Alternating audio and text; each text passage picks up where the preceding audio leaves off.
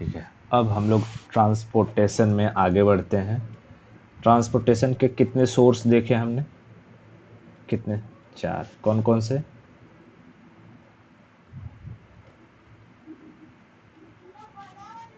Transportation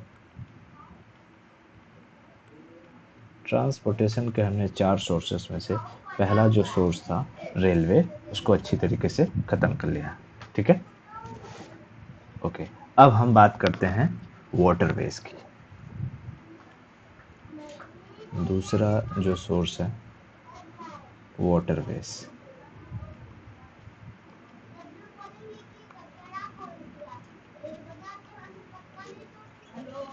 waterways यानी जैसे हिंदी में कहते हैं जल मार्ग, है ना।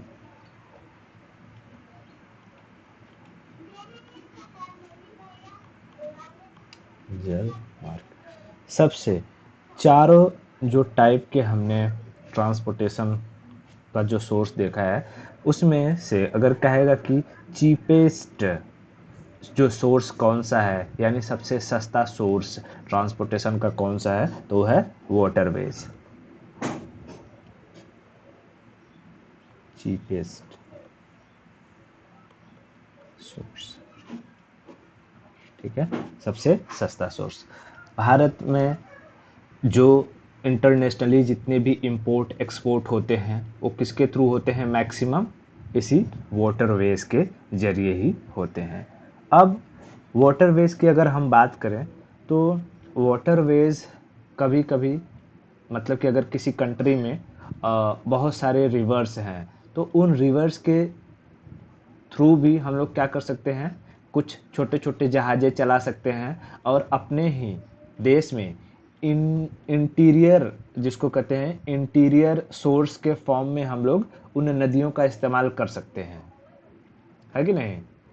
जैसे भारत में है गंगा रिवर है, ब्रह्मपुत्रा है, ठीक है, फिर साउथ में गोदावरी कृष्णा कावेरी है। अगर इन लोगों को प्रॉपरली इनकी अगर गहराई हो, ठीक है, चौड़ाई हो, और इसमें हम छोटे छोटे शिप्स को क्या कर दें, चालू कर दें, तो भारत में एक जगह से माल दूसरी जगह पर ले जाने में एकदम आसानी हो जाएगी, है ना। और इससे क्या होगा कि एक, जैसे कि मैं अगर एग्जांपल दूं कि वेस्ट बंगाल में जो मछली का प्रोडक्शन होता है वो बहुत अधिक होता है। वहाँ पर लोग जो कि मछली का कंजम्पशन भी बहुत अधिक करते हैं, है ना। तो अगर मैं वेस्ट बंगाल से यहाँ से जो गंगा रिवर आती है वो पूरा उत्तराखंड, यूपी, बिहार होते हुए यहाँ वेस्ट बंगाल में जाती है। अगर इस गंगा रिवर को एकदम बेहतरीन तरीके से हम क्या कर दें कि उसकी खुदाई वगैरह करके जितना गहराई चाहिए रहती है एक जहाज़ के लिए नॉर्मल, उतना कर दें, और यहाँ से वो जो छोटी छोटी जहाज़ें होती हैं उनका इस्तेमाल करके हम मछलियों को ट्रांसपोर्ट करके यूपी, बिहार, उत्तराखंड वगैरह एरिया में बाकी जो सटे हुए राज्य हैं जैसे हरियाणा हो गया, दिल्ली हो गया, उन सब जगहों में अगर हम ट्रांसपोर्ट करें तो अगर यहाँ पर मछली का कीमत मान लो कि 100 रुपये केजी है, तो इस शिप के जरिए जो आएगा ना वो बहुत हो जाएगा, यहाँ पर जो कि 120 रुपये केजी हो जाएगा, ठीक है, 120 रुपये। लेकिन क्या है कि हमारे भारत में ये जो नदियां हैं ना, उन नदियों की गहराई उतनी अधिक नहीं है और गवर्नमेंट उस पर इतना ध्यान भी नहीं देती है। इसकी वजह से ये जो ट्रांसपोर्टेशन है इनलैंड, जिसे हम लोग ट्रांसपोर्टेशन कहते हैं, इनलैंड ट्रांसपोर्टेशन, ये नहीं हो पाता है। और इसकी वजह से अभी जैसे ये मछली है, ये मछली यहाँ से इस वाटरवेज गंगा नदी से ना होकर के किससे आता है? ट्रक से आता है। और ट्रक वाला यहाँ अगर जैसे कि 100 किलो, ठीक है, 100 किलो क्या है? मछली है। उस 100 किलो मछली को यहाँ वेस्ट बंगाल से लेकर के अगर मान लो उसे यूपी में आना है, तो वेस्ट बंगाल से यूपी में वो लाने का ही कम से कम 40-50 हज़ार रुपये एक्स्ट्रा ले लेगा, ठीक है, किराए के तौर पर। लेकिन अगर वही अगर शिप से आता तो 10 से 15 हज़ार में हो जाता, ठीक है। अब बता कहाँ 10 से 15 हज़ार और कहाँ जो कि 40 से 50 हज़ार। तो अगर 10 से 15 हज़ार में आता तो उसका जो प्राइस होता, अगर यहाँ पर 100 रुपये पर केजी है तो यूपी में 120 रुपये पर केजी हो जाता। लेकिन जब वो बस या ट्रक से आता है तो यहाँ पर 200 रुपये पर केजी, 250 रुपये पर केजी हो जाता है। बात समझ में आ रही है? तो ट्रांसपोर्टेशन कॉस्ट इसमें बहुत अधिक बढ़ जाता है। ठीक है। तो अगर जब हम वाटरवेज की बात करते हैं तो अगर किसी देश के अंदर ही ऐसे जहाज चलें, नदियों वगैरह में, रिवर वगैरह का इस्तेमाल किया जाए तो उसे हम क्या कहते हैं? इनलैंड ट्रांसपोर्टेशन, है ना। और इनलैंड ट्रांसपोर्टेशन किसके थ्रू होती है? रिवर्स के थ्रू। तो यहाँ मैं लिख सकता हूँ कि एक होता है इनलैंड ट्रांसपोर्टेशन,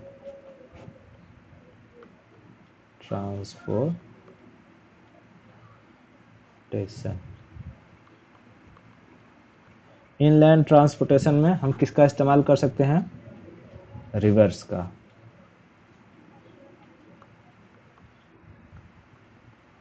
रिवर्स का इस्तेमाल कर सकते हैं। ठीक है।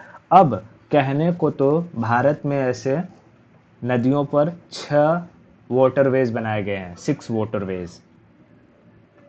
ठीक है। कहने को कितने वाटरवेज हैं इनलैंड? 6 वाटरवेज हैं। लेकिन इनमें से कोई भी काम नहीं करता है। कहीं तूने देखा है कि गंगा नदी में बड़ी बड़ी जहाज़ें चल रही हों जो कि एक जगह से दूसरी जगह सामान ले जाने के लिए, बनारस से कोई सामान जो कि वेस्ट बंगाल की तरफ जा रहा हो, देखा है कभी? नहीं। छोटे मोटे जो नाविक होते हैं, जैसे जिसको गंगा घूमना रहता है, वो लोग अपना जहाज वहाज ले जा करके जो नाव चलाते हैं, मछुआरे होते हैं, वो लोग इस्तेमाल करते हैं। लेकिन गवर्नमेंट के द्वारा कोई ऐसी जो स्मॉल टाइप की शिप्स होती है ना, अब नदियों में तो ऐसे बड़े बड़े जहाज तो चला नहीं पाएंगे। हाँ, तो रिवर्स में कागज पर तो दिखाया गया कि ऐसे 6 वाटरवेज को बनाया गया है जो भारत के अंदर इस्तेमाल हो सकेगा, लेकिन ये अभी वर्किंग पे, कोई भी इनमें से वर्किंग पे नहीं है। Not working. कागज पे दिख गया है कि हाँ है, इतना काम वाम चलता है, लेकिन रियलिटी में नहीं है कोई भी।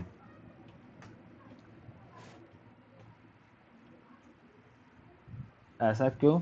क्योंकि कोई भी गवर्नमेंट आती है, वो गवर्नमेंट क्या सोचती है कि मुझे ना 5 साल रहना है, तो 5 साल में ही रिजल्ट दिखना चाहिए।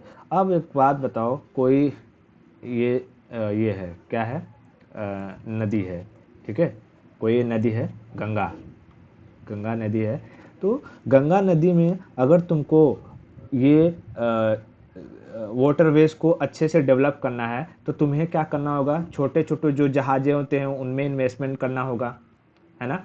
ऑर्डर देना पड़ेगा कि भाई मुझे इस साइज़ की जो है जहाज़ें बना करके चाहिए, तो जहाज़ों के लिए तुम्हें इन्वेस्टमेंट करना होगा। फिर गंगा की गहराई हर जगह सेम नहीं है, कहीं उथला है तो कहीं गहरा है। तो तुम्हें क्या करवाना होगा कि इस गंगा को खुदवा करके इसकी गहराई को सेम करवाना होगा हर जगह, है ना। तो गवर्नमेंट क्या सोचती है कि जैसे मान लो अभी बीजेपी गवर्नमेंट है, ठीक है, और इसने सोचा कि अगर मैं काम करवाना स्टार्ट करूंगा तो हो सकता है अगले 5 साल बाद मैं न आऊं, कांग्रेस आ जाए। तो जो काम कंप्लीट होगा तो किसका नाम हो जाएगा? कांग्रेस का नाम हो जाएगा। ठीक है। और यही केस होती है, कांग्रेस आती है तो बीजेपी के बारे में सोचती है, कोई अदर गवर्नमेंट आती है तो ये सोचती है, और ये सोच सोच कर ये गधे लोग कुछ नहीं करते हैं।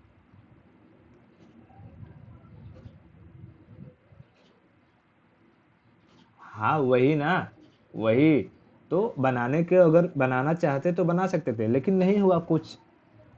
अब डेवलपमेंट के लिए ये लोग, दिमाग पता नहीं कौन सा वहाँ रहते हैं ये लोग समझते नहीं कि यहाँ कोई किसी एक पार्टी की बात नहीं हो रही, देश की बात रहती है। अगर यहाँ देखा जाए तो इससे क्या हो जाएगा कि इन नदियों के किनारे जितने भी शहर हैं वो सब एकदम बेहतरीन तरीके से डेवलप्ड हो जाएंगे। जो जिस राज्य में ये नदियाँ हैं वो राज्य डेवलप्ड हो जाएगा। और एक तरीके से देखेंगे तो धीरे धीरे भारत डेवलपमेंट की तरफ बढ़ेगा, है नहीं। दूर से अगर हम देखें तो यहाँ कोई पार्टी का काम नहीं, एक देश की बात आती है, भारत के डेवलपमेंट की बात आती है।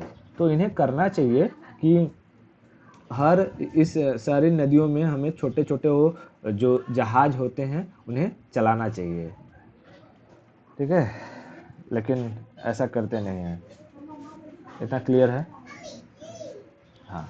अब दूसरा जो होता है, क्योंकि समुंदर समुंदर तो किसी के बाप का है नहीं, या समुंदर में कोई जाकर के गड्ढा खुदवाएगा, समुंदर की गहराई वैसे ही रहती है, तो इसमें किसी भी गवर्नमेंट का कुछ लेना देना नहीं रहता है। अब इस पे क्या होता है कि समुंदर से ट्रेड करने के लिए इम्पोर्टेंट होता है कि तुम्हारे पास क्या हो, पोर्ट्स हों, बंदरगाह, जहाँ पर दूसरे देश की जो जहाज़ें हैं आकर के डॉक कर सकें, ठीक है। तो इंटरनेशनल ट्रांसपोर्टेशन के लिए हम लोग किसका इस्तेमाल करते हैं, मैं यहाँ लिखता हूँ।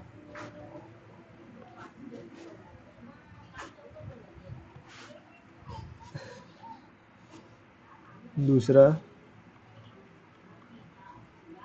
इंटरनेशनल ट्रांसपोर्टेशन,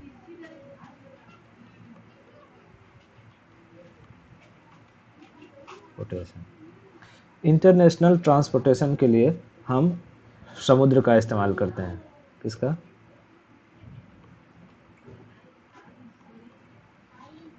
ओशियंस का इस्तेमाल करते हैं, ठीक है। हाँ। अब जो देख, किसी भी देश का होगा, अगर हम भारत की बात करें तो भारत में 90 से लेकर के 95% तक जो ट्रेड होता है, फॉरेन ट्रेड, वो किसके थ्रू होता है, ओशियंस के, वाटरवेज ओशियंस के थ्रू होता है, ठीक है। यानी 90 से लेकर के 95% का जो फॉरेन ट्रेड होता है,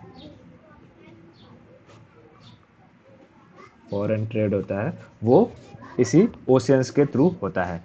भारत में अगर देखेंगे तो कुल बड़े बड़े 13 बंदरगाह, 13 पोर्ट्स हैं, टोटल 13 लार्ज पोर्ट्स, ठीक है। अब देख, पोर्ट्स दो टाइप के होते हैं, कुछ बड़े पोर्ट होते हैं और कुछ छोटे पोर्ट होते हैं। तो छोटे पोर्ट को देखा जाए तो 200 से अधिक तुझे छोटे पोर्ट देखने को मिलेंगे। छोटे पोर्ट्स जो होते हैं वो स्टेट गवर्नमेंट के अंडर में आते हैं, और जो बड़े पोर्ट्स होते हैं वो सेंट्रल गवर्नमेंट के अंडर आते हैं।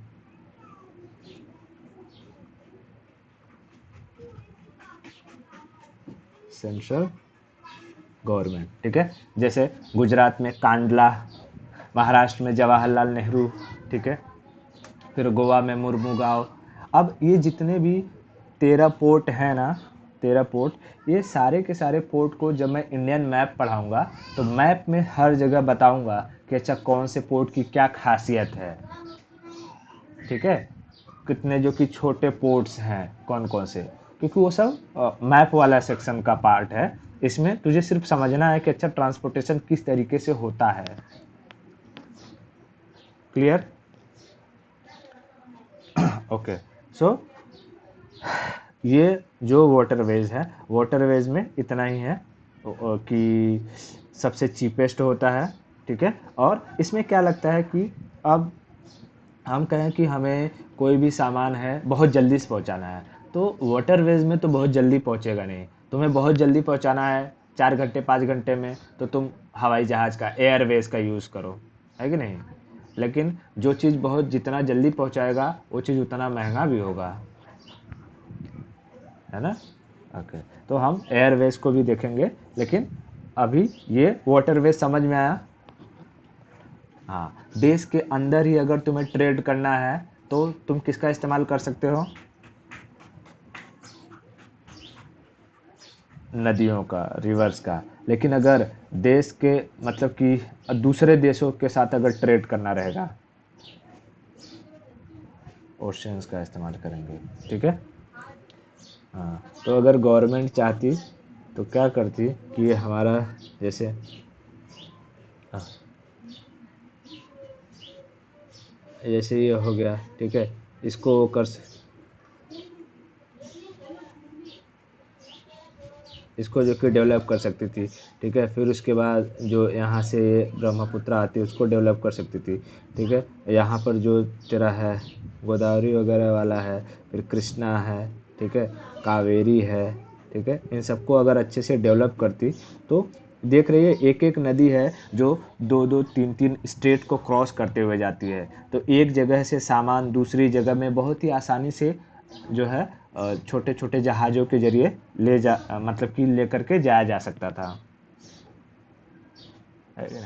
और इससे क्या होता है कि चीज़ें सस्ती होती, आम जनता को फ़ायदा होता, ठीक है। यहाँ वेस्ट बंगाल में मछली होता है अधिक, तो यहाँ दूसरे राज्यों में मछली सस्ती हो जाती।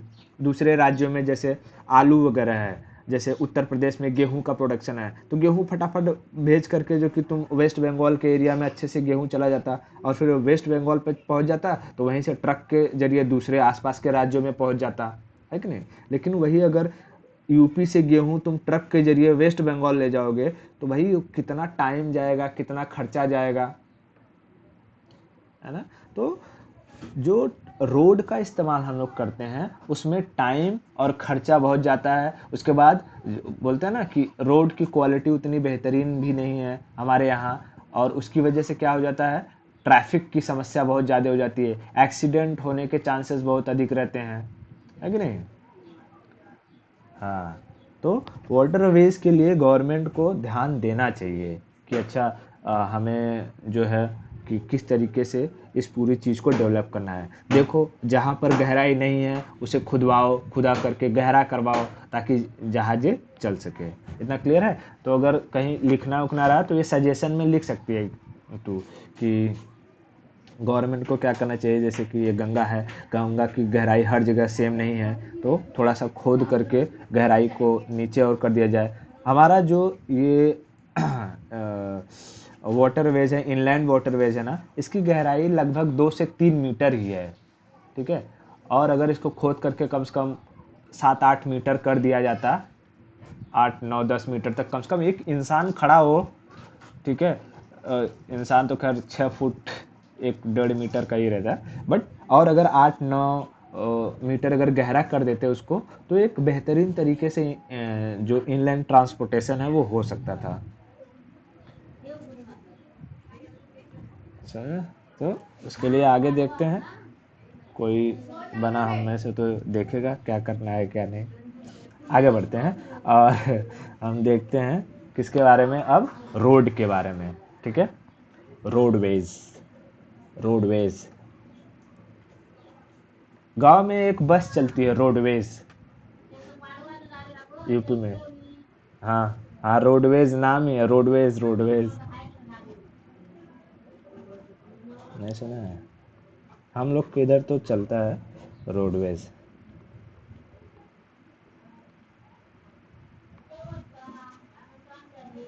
रोडवेज, ठीक है, सड़क मार्ग,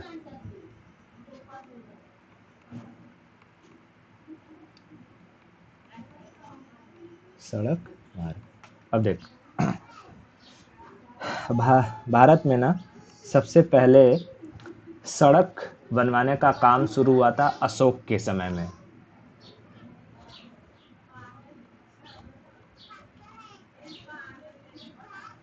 अशोका टाइम पीरियड में पहला रोड जो कि अच्छी तरीके से बना था। लेकिन उस रोड को बेहतरीन तरीके से मतलब एक राज्य से दूसरे राज्य तक फैला दिया गया शेरशाह सूरी के टाइम में। उसने बनवाया जीटी रोड।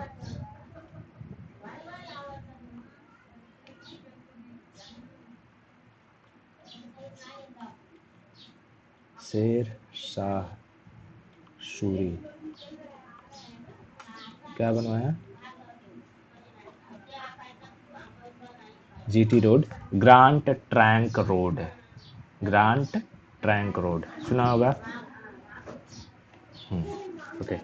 भारत में ना, भारत में अगर हम रोड की बात करें तो 1.5 लाख किलोमीटर का जो लेंथ है, ठीक है। टोटल लेंथ अगर कहेंगे कि टोटल भारत में जो रोड है वो कितने किलोमीटर का है, ठीक है, तो 1.5 लाख किलोमीटर टोटल लेंथ है रोड का। टोटल लेंथ किसका, रोड का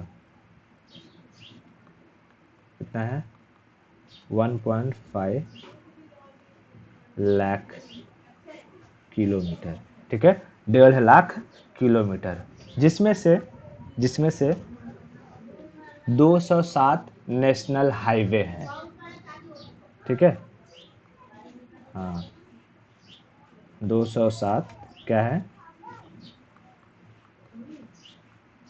नेशनल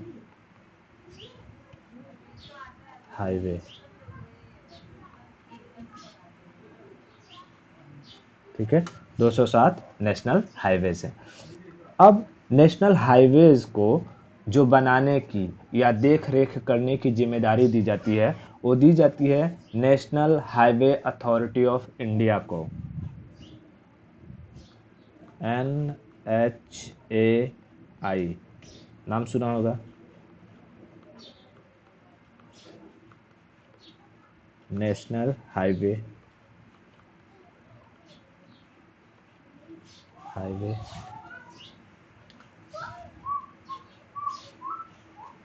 अथॉरिटी ऑफ इंडिया, ठीक है। इसी की जिम्मेदारी क्या होती है कि जितने भी बड़े बड़े शहर हैं, जैसे मुंबई से जयपुर, ठीक है, मुंबई से पुणे, ठीक है, इन सब को एक हाईवे के थ्रू जोड़ना, ताकि जो ट्रांसपोर्टेशन हो सके वो इजी हो सके। एक बार इंसान इसमें घुसे तो आंख बंद करके कई किलोमीटर तक एकदम सीधा चला जाए, है ना। देख, किसी भी देश को अगर डेवलप करना है ना, तो वहाँ का जो रोडवेज होता है, रोडवेज वो बहुत बेहतरीन होना चाहिए। जितना बेहतरीन वहाँ का ट्रांसपोर्टेशन होगा, जितना कम ट्रैफिक लगेगा, उतना ही डेवलप कोई शहर कोई देश हो सकता है। क्लियर है। हाँ, अब देख, ये जो टोटल 1.5 लाख किलोमीटर का ये जो रोडवेज है ना, रोडवेज, उसमें से हमने कहा कि 207 नेशनल हाईवे हैं। ये 207 नेशनल हाईवे कितने परसेंट हुए पता है, सिर्फ 2.7% ऑफ टोटल, क्या 16, 2.7 अप्रोक्सीमेटली 3%, अप्रोक्सीमेटली 3%। अगर हम बात करें तो अप्रोक्सीमेटली, अरे अप्रोक्सीमेटली कैसे करते हैं, ऐसे अप्रोक्सीमेटली 3% ये जो नेशनल हाईवे कंट्रीब्यूट करते हैं,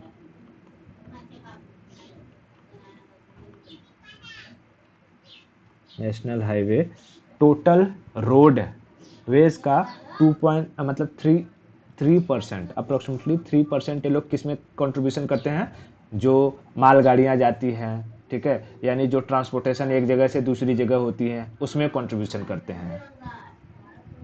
बात समझ में।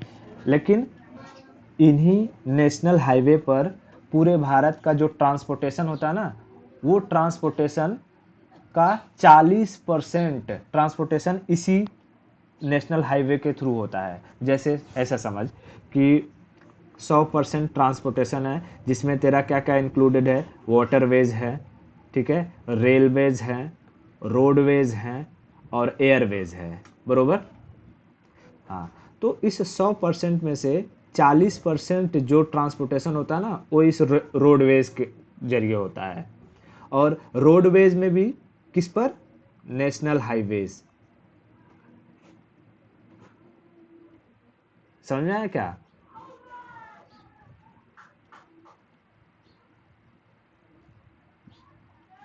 वो किसके लिए, इंटरनेशनल ट्रेड, इंपोर्ट,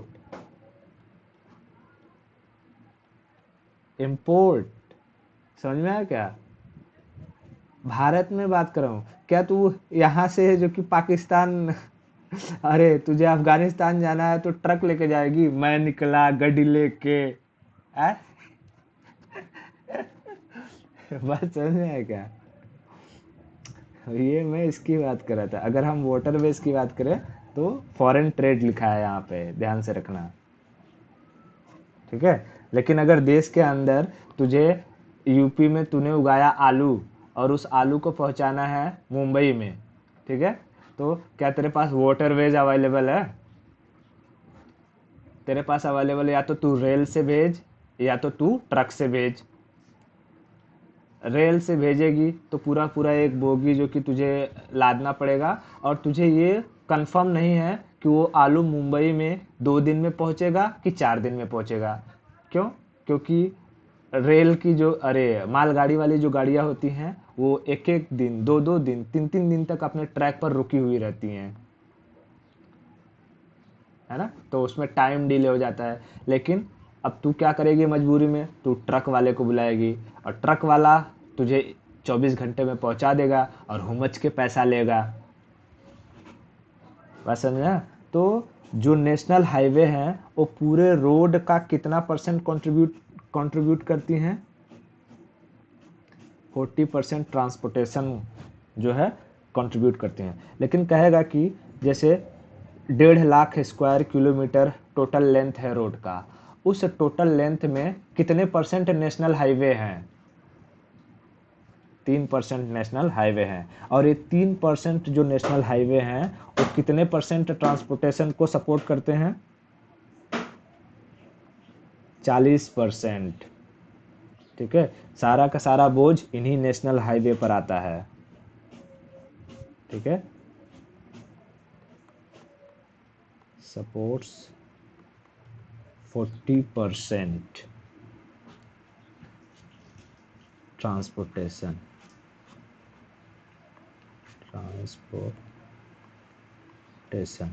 ठीक है, भारत में। इनलैंड लिख दूं, इनलैंड भारत में। ये तो तू सोचेगी कि वाह वाह ये तो क्या हो गया। ठीक है, इतना क्लियर हुआ? हाँ, इसमें तब तू देखती होगी कि सड़कों पर रात के टाइम में चलती हैं बड़े बड़े ट्रक, पौ पौ पौ करते करते, है ना। तो अब इसमें समस्या क्या हो जाती है कि ये जो नेशनल हाईवेज हैं, अब इस, सपोज ऐसे सोच कि ये जो है ये हाईवे है, ठीक है, हाईवे है, और इस हाईवे के पास से एक कोई शहर है, ठीक है। अब इस हाईवे से जो ट्रक आएगा वो धड़ाक से शहर में तो घुस नहीं जाएगा, इसको आने के लिए इस हाईवे से एक रास्ता निकालना होगा, ठीक है, ज्वाइन करेंगे इस शहर में, और इस रास्ते को हम क्या कहेंगे कि ये बाईपास है, ठीक है, बाईपास। अब समस्या क्या होती है कि हाईवे पर जो ट्रक चलने को चलती हैं, लेकिन जब उन्हें शहर के अंदर घुसना होता है ना, तब उनके लिए एक नियम लागू हो जाता है कि रात के 9 बजे से सुबह 6 बजे तक, ठीक है, रात के 9 बजे से 9 PM से लेकर के 6 AM तक ही वो सिटी के अंदर जो सड़क रहेगा उस पर वो बसेस चल सकेंगी, वो ट्रक चल सकेंगे, ठीक है। हाँ, ट्रैफिक ना हो, क्योंकि ट्रक छोटा मोटा तो है नहीं, अरे 16 16 पहिए की, 20 20 पहिए की ट्रक होती है, एक से बढ़कर एक, है ना। तो शहर में जाने के लिए उनको लिए समझ ले एक तरीके का लॉकडाउन लग जाता है। 6 बजे के बाद अंदर नहीं घुसना, 6 बजे के बाद तुझे कहीं ना कहीं रुकना रहेगा। तो क्या होता है कि मान ले यहाँ से एक ट्रक ये आ रहा है, ट्रक वाला आ रहा है, और यहाँ पहुँचते पहुँचते उसको 6 बज गया। अब बताओ ये हाईवे पर यहीं कहीं रुकेगा तो बीच हाईवे में थोड़ी रुक जाएगा, है ना। तो कहीं कहीं तूने देखा होगा कि जा करके जहाँ पर ट्रक ट्रक वगैरह आराम से रुक सके, वहाँ के रोड को, हाईवे को ऐसे चौड़ा कर दिया जाता है और उसे लिख दिया जाता है 90 फीट रोड। 90 फीट रोड सुना है? 60 फीट रोड। हेलो। हाँ, तो समझेगी, इसका मतलब ये होता है कि ये जो हाईवे ऐसे ऐसे जा रहा था, या जो भी रोड ऐसे ऐसे जा रहा होता है, उसे ले जा कर के एक जगह में थोड़ा सा चौड़ा कर दिया जाता है। अगर जैसे ये इसके बीच की चौड़ाई मान ले कि 20 फुट था, ठीक है, उसे बढ़ा करके 90 फुट कर दिया जाएगा, और यहाँ ये एरिया क्या हो जाएगा कि ये बस आएगा और यहाँ पार्क हो जाएगा, तो यहाँ से ये रोड पूरा खाली रहेगा और यहाँ पर ये बस, ये ट्रक पार्क रहेगा। कब तक? जब तक कि रात का 9 नहीं बज जाता, और जैसे ही रात का 9 बजा यहाँ से निकला करके आगे चल गया या आ गया तेरा शहर में। बात समझ में? तो कहीं पर अगर लिखा हुआ है 90 फीट रोड, 120 फीट रोड, तो वो किस लिए दिया जाता है? हाँ, उसको हम क्या कहते हैं?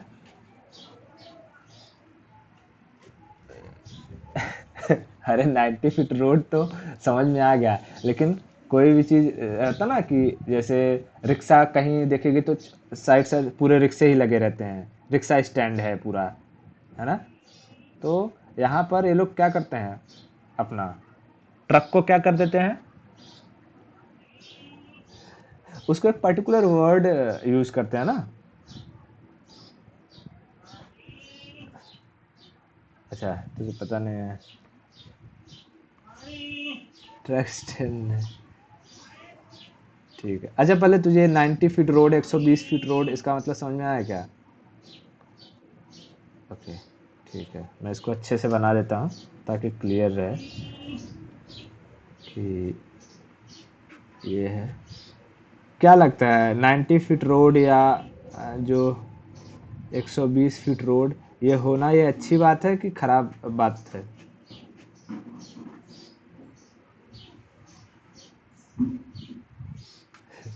एक्चुअली में देखा जाए तो ये खराब बात होती है। यानी कहने का मतलब क्या है कि तुम्हारे देश में इतनी सुविधा नहीं है कि ट्रक और जो बड़ी गाड़ियां हैं वो एक साथ चल सके। यानी तुम्हारे यहाँ सड़कों का जो मैनेजमेंट है वो बहुत ख़राब है। बताओ, किसी गाड़ी को यहाँ आकर के एक एक दिन तक पूरा वेट करना पड़ जाता है कि वो शहर में घुसे, है कि नहीं? शहर में घुसने के लिए अगर किसी ट्रक को एक एक दिन तक वेट करना पड़ जाए तो ये कौन सी अच्छी बात हुई? ठीक है। तो अगर कहीं पर बहुत ज़्यादा 90 फीट रोड, 200 फीट रोड ऐसे लिखा हुआ है तो उसका मतलब ये समझना कि वहाँ का जो इंफ्रास्ट्रक्चर है वो उतना बेहतरीन नहीं है। वहाँ पर जो भी सड़क है, रोड है, उन सबको अच्छे तरीके से और चौड़ा करने की ज़रूरत है और लेन जोड़ने की ज़रूरत है। ठीक है, तो यहाँ से निकाल दो एक बाईपास जो शहर को जोड़ेगा।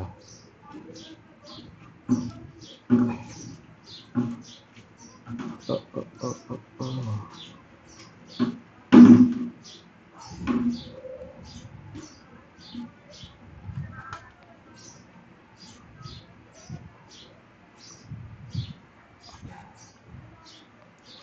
ये हो जाएगा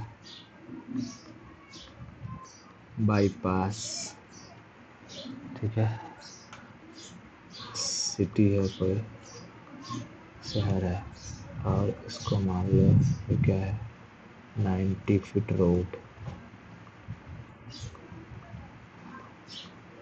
ये क्या है, 120 फीट रोड। 120 फीट रोड, ठीक है। यहाँ पर पार्किंग की सुविधा दी जाएगी।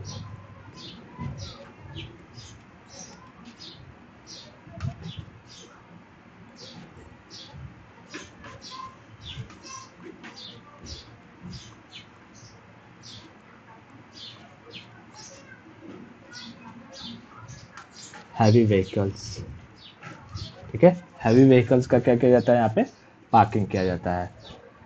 इतना क्लियर है? यहाँ पे शहर में घुसने के लिए हैवी व्हीकल्स के लिए क्या रूल रहता है? रूल्स कि ये 9 PM से लेकर के 6 AM तक ये क्या कर सकते हैं, जो है शहर के रोड में, शहर के रोड पर चल सकते हैं। लेकिन उसके बाद अगर 6 बज गया तो 6 बजे के बाद ट्रकों को अलाउ नहीं किया जाता है शहर में जाने के लिए। इतना क्लियर हुआ? शहर में जाने के लिए ट्रकों को अलाउ नहीं किया जाता है। ठीक है?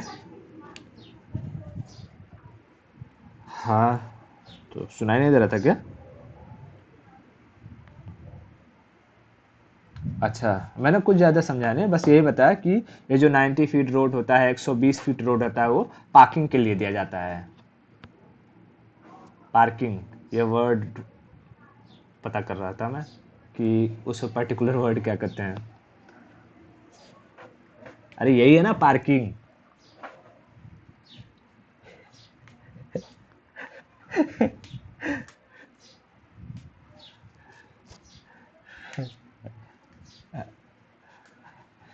नहीं नहीं, ऐसा कुछ नहीं, पार्किंग की सुविधा दी जाती है 90 फीट रोड, 200 फीट रोड।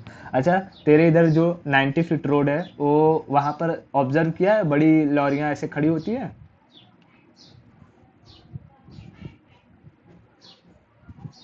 अच्छा। हाँ मतलब खड़ी रहती थी। हाँ पुराना हो गया तो अब डेवलपमेंट हो गया होगा, तो डेवलपमेंट के हिसाब से क्या होता है कि अब नाम तो चेंज ही होते रहता है ना, वहाँ सड़क वड़क बन गई होगी अच्छा खासा, तो नहीं खड़ी होती होगी, है ना? तो समझ में आया? भारत में सबसे पहले, अगर हम कहें कि सबसे पहले रोड बनाने का जो चलन था, याद है रोड किसने बनवाया था? फिर बेहतरीन तरीके से रोड किसने बनवाया? शेरशाह सूरी ने कौन सा रोड बनवाया? GT road, grand trunk road, Bihar से लेके वेस्ट बंगाल तक, है ना? हाँ, फिर पंजाब से लेके पंजाब तक था, पंजाब से वेस्ट बंगाल तक था जीटी रोड। हाँ हाँ, पंजाब से जो कि वेस्ट बंगाल तक था, यह जीटी रोड। इतना समझ में आया? ओके। अच्छा, भारत में अगर हमें डोमेस्टिक ट्रेड करना रहे एक राज्य से दूसरे राज्य में, तो उसके लिए हम वाटरवेज में किसका इस्तेमाल कर सकते हैं? अरे मतलब इनलैंड, इनलैंड को ही डोमेस्टिक कहते हैं यार, इनलैंड को ही हम अगर कहें डोमेस्टिक, इनलैंड ट्रांसपोर्ट या डोमेस्टिक ट्रांसपोर्ट, डोमेस्टिक भारत के अंदर ही है ना, भारत के अंदर हुआ तो क्या हो गया डोमेस्टिक, और भारत के बाहर अगर गया तो इंटरनेशनल हो गया। तो मैं ये पूछना चाह रहा था कि जो डोमेस्टिक ट्रांसपोर्टेशन है, डोमेस्टिक ट्रेड है, अगर वो करना रहेगा, और अगर तुझे ये मौका मिले कि तू एक राज्य से दूसरे राज्य में अपना माल ले जाने के लिए रोड का इस्तेमाल करेगी या रिवर्स का इस्तेमाल करेगी? मतलब रिवर्स का इस्तेमाल नहीं करेगी? हाँ मतलब बनवाएगी कि नहीं बनवाएगी, अगर तुझे प्रधानमंत्री बना दिया जाएगा तो उस पर ध्यान देगी कि नहीं ध्यान देगी? हाँ, उस पर ध्यान देना, क्योंकि वो बहुत इम्पोर्टेंट है। ठीक है। यहाँ से देखेगी तो अपना ये जो नर्मदा है, ठीक है, इनको, फिर ताप्ती है, ठीक है, इन सबको अगर कर दिया जाए तो ऑलमोस्ट हम देखें तो भारत में पूरे हर राज्य में बेहतरीन तरीके से हम लोग ये वाटरवेज का इस्तेमाल कर सकते हैं, है ना, क्योंकि नदियों की कमी नहीं है भारत में।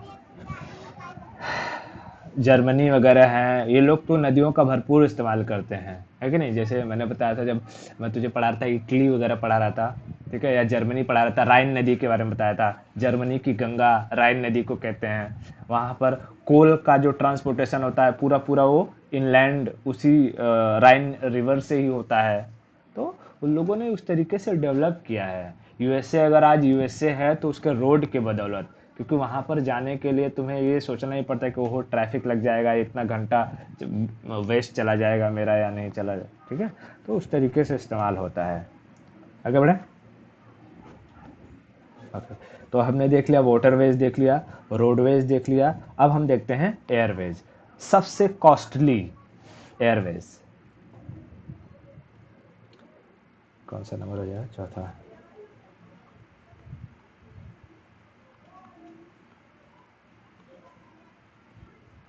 एयरवेज यानी कौन सा मार्ग?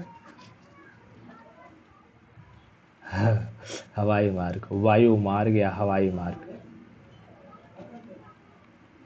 हवाई मार्ग, वायु मार्ग, है ना? हाँ। अब देख, ये एयरवेज होता है, ये सबसे कॉस्टली होता है, इसके कॉस्टली होने की वजह बता सकती है?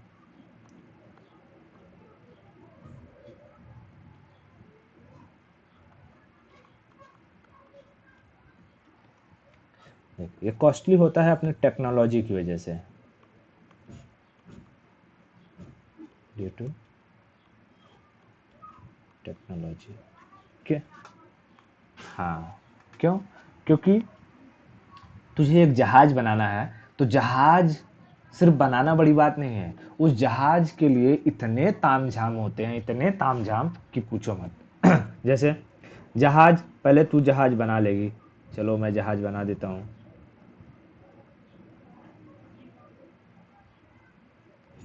ठीक है, मेरा जहाज है, ठीक है, ये जहाज बन गया। अब ये जहाज बनाने के लिए तुझे इसमें इंजन लगाना होगा, इंजन के साथ साथ इसका जो बॉडी स्ट्रक्चर है उस तरीके से डिज़ाइन करना होगा कि थोड़ी हल्की भी हो, ठीक है, कार्गो जहाज है तो उसे और मजबूत बनाओ, पैसेंजर है तो उसे थोड़ा सा उस तरीके का मॉडिफाई करो, ठीक है, सीट की व्यवस्था करो, अंदर जो कि पायलट होगा उसके लिए सब कुछ होना चाहिए, फिर जो पैसेंजर आएंगे उनके खाने पीने की व्यवस्था, जहाज़ में बहुत ज़्यादा जर्किंग ना लगे उसकी देख रेख, जहाज़ को आने जाने के लिए इसमें जो सिग्नलिंग होगी उसकी व्यवस्था करनी पड़ेगी। जहाज़ में फिर जो डीजल पेट्रोल जहाज़ में नहीं भरा जाता है, जहाज़ में भरा जाता है केरोसिन, वो रिफाइंड केरोसिन होता है, ठीक है, वो नॉर्मल केरोसिन से कहीं ज़्यादा महंगा होता है, ठीक है। हाँ, तो उसकी फिर व्यवस्था करो, उसे अलग से छानो, उसके बाद जब जहाज उड़ के नीचे आएगी तो उसके लिए रनवे बनाओ, ठीक है, रनवे पर लाइट लगाओ, रात के लिए उतरने के लिए, दिन के लिए बैरिगेट्स लगाओ, फिर उसके बाद इंतज़ार करने के लिए यहाँ पर टर्मिनल बनाओ, ठीक है, टर्मिनल, यहाँ से रोड जोड़ो कि यहाँ से गाड़ी आएगी, लोगों का झोला बक्सा जो रहेगा लेकर के आएगी यहाँ पे, फिर जहाज में चढ़ाओ, है ना, उन सबको ला दो, और फिर सिक्योरिटी जांच ये वो, इतने मतलब इतने ताम झाम होते हैं जहाज में करने में कि इसका तो दाम वैसे ही बढ़ जाता है, ठीक है, वैसे ही दाम बढ़ जाए, नहीं तो पता चला अगर इसमें इतना चीज ना किया जाए, पता चला जहाज उड़ी दिल्ली से, जाना था उसे यूएसए, पहुंच पहुंच गया वो कनाडा पहुंच गया, जाना था उसे लखनऊ, चला गया नेपाल, है ना। तो इन सब की देख रेख करनी होती है। अब समस्या क्या होती है कि जहाज में जितना भारी होगा, ठीक है, मतलब इसका वजन, इसमें जितना अधिक वजन होगा उतना अधिक इसका फ्यूल जलता है, ठीक है, यानी उसका फ्यूल का खर्चा उतना अधिक होता है, समझ में आ रहा है क्या। तो इसीलिए जो जहाज़ें होती हैं, अब कभी कभी जैसे कोरोना का टाइम था, तो कोरोना के टाइम में जहाज़ों में लोग जो उड़ाया जा रहा था जहाज़ों को, तो एक एक सीट छोड़ करके बैठाया जा रहा था, है ना।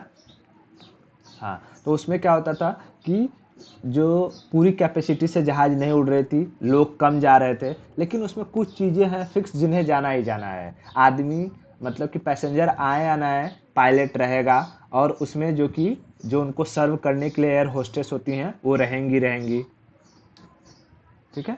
तो अब तू समझ, तुझे समझाता हूँ कि एयर होस्टेस लड़कियों को क्यों रखा जाता है वहाँ पे, ठीक है, देख, पहली बात कि लड़कियों क्या होती हैं, वजन में हल्की होती हैं, ठीक है, कोई भी लड़की भले कितनी मोटी रहे, लेकिन उसके अंदर ना फैट रहता है और फैट हल्का होता है, तो वो वजन में हल्की होती है। लेकिन एक आदमी रहेगा तो आदमी में मसल्स होते हैं, देखते हो बॉडी बिल्डर जो रहते हैं वो मसल्स होता है, तो मसल्स की वजह से आदमी का वेट जो है वो भारी होता है, ठीक है।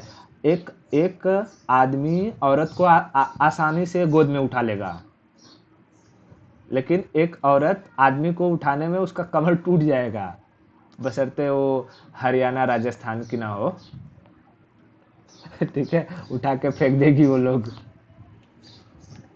ठीक है। तो इसलिए वहाँ क्या होता है, जो जहाज होते हैं, जहाज कंपनियाँ, एरोप्लेन कंपनियाँ जो होती हैं, वो अ, अपना नमस्ते जी ये करने के लिए, वो करने के लिए किसको रखते हैं, महिलाओं को ही रखते हैं एयर होस्टेस के रूप में। और उससे क्या होता है, उनका जो है 30 से 40 करोड़ रुपया, ठीक है, फ्यूल से बच जाता है, खाली एयर होस्टेस की वजह से। बात समझ आ रहा है क्या। हाँ, अगर वहीं अगर एयर होस्टेस महिला की जगह कौन होता, आदमी होता, तो उनका 30 से 40 करोड़ रुपया एक्स्ट्रा जाता है। क्यों? क्योंकि आदमियों का वजन महिलाओं से ज़्यादा होता है। और तुझे मैंने बताया कि जहाज में जितना अधिक वजन बढ़ेगा वो उतना ही अधिक फ्यूल को कंज्यूम करेगा। ठीक है, तो जो एयर होस्टेस होती हैं दुबली पतली सी होती हैं, एकदम हल्की सी, और 3-4 एयर होस्टेस जो है 2 आदमी के बरोबर हो जाती हैं। ठीक है, तो उसकी वजह से काफ़ी सारा 30 से 40 करोड़ रुपया जहाज कंपनियां बचा लेती हैं। और वैसे ही पता है कि अगर एक ही काम आदमी को दे दिया जाए तो परेशान हो जाएगा, इधर से आइए, इधर जाइए, इधर से निकलना है, क्योंकि इतना सारा उसमें इंस्ट्रक्शन देना रहता है ना। हाँ, और महिलाएं एक ही काम को उन्हें कई बार कहो करने के लिए वो कर लेंगी। जैसे तुझे रियल लाइफ में एग्जांपल दूँ तो पढ़ाई के मामले में अगर देखेगी ना, तो जो मोस्टली लड़कियां होती हैं वो एक चीज को कई बार रिवाइज कर लेती हैं बड़े आसानी से, लड़के नहीं कर पाते। ठीक है, वैसे ही लड़कियां कोई एक काम रहेगा, एक काम को 10 बार आराम से कर लेंगी। जैसे उनको दिन भर नेल पॉलिश लगाने को कह दो, आराम से नेल पॉलिश लगा लेंगी। लड़का नहीं कर पाएगा इतना, पेशेंस ही नहीं होता है। समझ में आ रहा है? हाँ, तो वजन कम होने की वजह से क्या बच जाता है उनका, एयरलाइन कंपनियों का पैसा। अब समझ में आया कि क्यों लड़कियों को ही एयर होस्टेस रखा जाता है। हाँ, वजन। अब कहेगा कि अच्छा, सबसे फास्टेस्ट मोड कौन सा है ट्रांसपोर्टेशन का, तो सबसे फास्टेस्ट मोड होता है एयरवेज।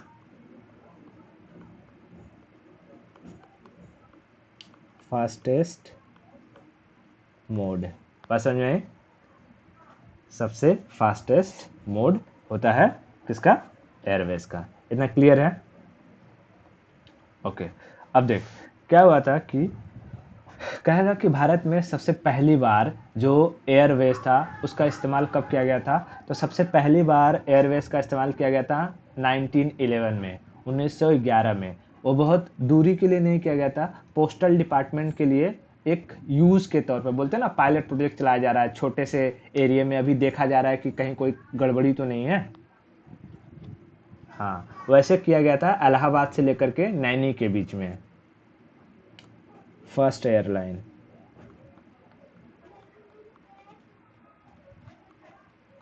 फर्स्ट एयरलाइन 1911, 1911 इलाहाबाद से नैनी, इलाहाबाद से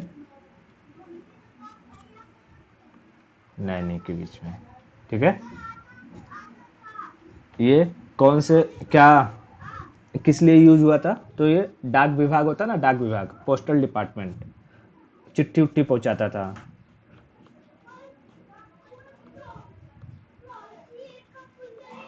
पोस्टल डिपार्टमेंट, ठीक है, पोस्टल डिपार्टमेंट छोटे पैमाने पर यूज होता है। उसके बाद जो लोगों के लिए, यानी आदमी बैठ बैठ के जहाज में जाए, वो कब शुरू हुआ, तो वो शुरू हुआ 1927 में, 1927 में चालू किया गया सिटीजन्स के लिए, फॉर सिटीजन्स। ठीक है, ओके। उसके बाद हमें देश की आज़ादी मिली। देश के आज़ादी के बाद जो भी काम करती थी ना वो गवर्नमेंट ही करती थी। हमारी जो इकोनॉमी थी वो सोशलिस्ट थी, यानी जहाज होगा सरकार का, बस होगी सरकार की, ट्रक होगी सरकार की, प्राइवेट लोगों का कुछ भी इसमें योगदान नहीं हो पा रहा था, प्राइवेट कंपनियां एंट्री ही नहीं कर पा रही थी।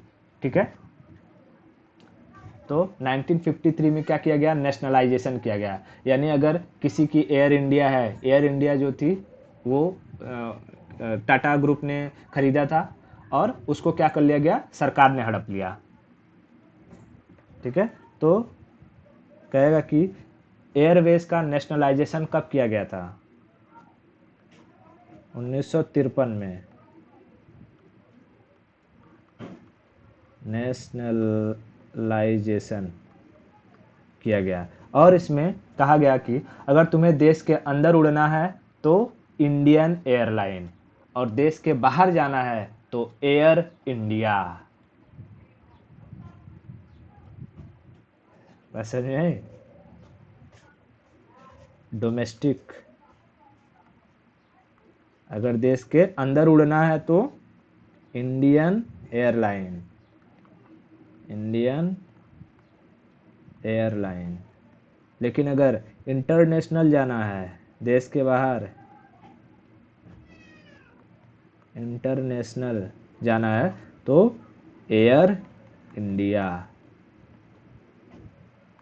बात समझ में है? ओके। 1953 में नेशनलाइजेशन हुआ, लेकिन क्या हुआ कि बाद में 1991 आते आते आते आते देखा गया कि इकोनॉमी एकदम ढह रही है।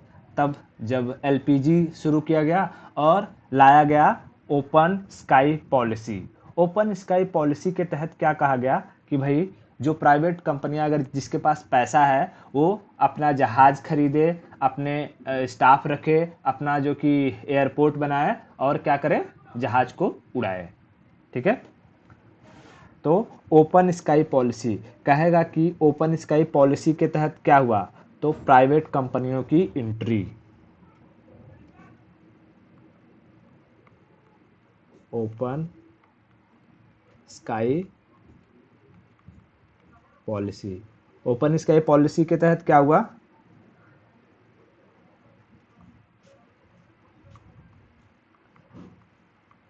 Private airlines. ठीक है, प्राइवेट एयरलाइंस आती है। ठीक है, जिसमें तब तू देखते हो कि गो एयर, टाटा, फिर एयर जो कि विस्तारा, है ना, अलग अलग तरीके की जो एयरलाइंस है सबके सब वो तुझे किसकी देखने को मिलेगी, प्राइवेट ही देखने को मिलेंगी, एयरलाइंस।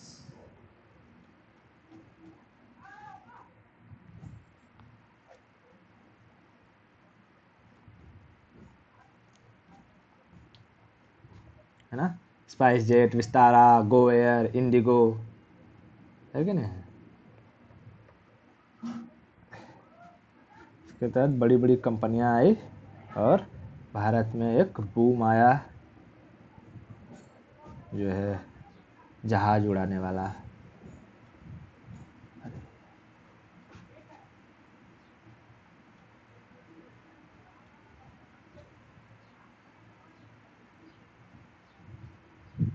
ठीक है, इतनी सारी कंपनियों की एंट्री होती है। बात समझ। तो अब तुम्हें जिसके पास पैसा था वो अपना जहाज ला सकता था, लेकिन जहाज लाने को क्या ऐसे ही है बिना मतलब कि तुम्हारा राज चल रहा है कि कैसे भी सब खोल खाल के, मतलब कि बस पैसा है तो तुम कुछ भी कर लोगे, नहीं। इसके लिए एक जो कि डिपार्टमेंट बनाया गया, DGCA,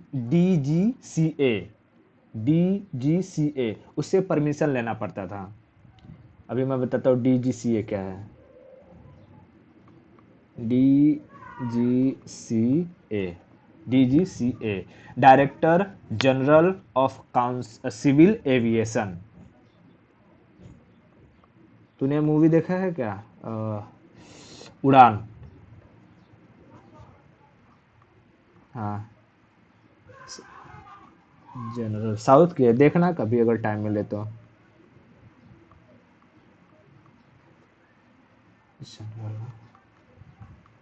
सिविल एविएशन। ठीक है, ये क्या करता है, ये सारी की सारी कंपनियों का इंस्पेक्शन करता है, एयरलाइंस का इंस्पेक्शन करता है, इंस्पेक्शन, लाइसेंस प्रोवाइड करता है, लाइसेंस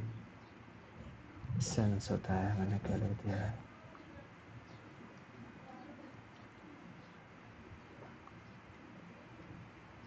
अरे यार,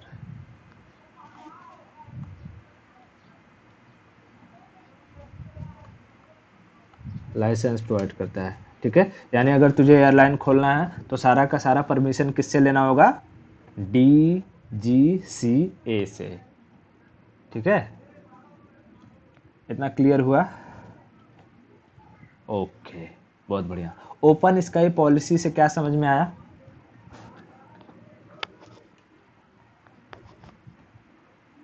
प्राइवेट एयरलाइन खरीद सकते हैं। ठीक है, इतना क्लियर हो गया सब? बहुत सही। ठीक है, तो ये था हमारा जो ट्रांसपोर्टेशन था। ट्रांसपोर्टेशन में तेरा रोडवेज, एयरवेज, वाटरवेज और जो कि रेलवेज, ये सब हो गया। अब थोड़ी देर बाद लेक्चर ज्वाइन करना, उसमें हम जो कि देखेंगे ये जो एयरवेज हैं, एयरवेज में हमें कुछ एयरपोर्ट्स हैं वो याद करना है। ठीक है, तो काफ़ी सारे एयरपोर्ट्स हैं, उसके बारे में मैं तुझे अभी थोड़ी देर बाद वाले लेक्चर में बताऊंगा। ठीक है।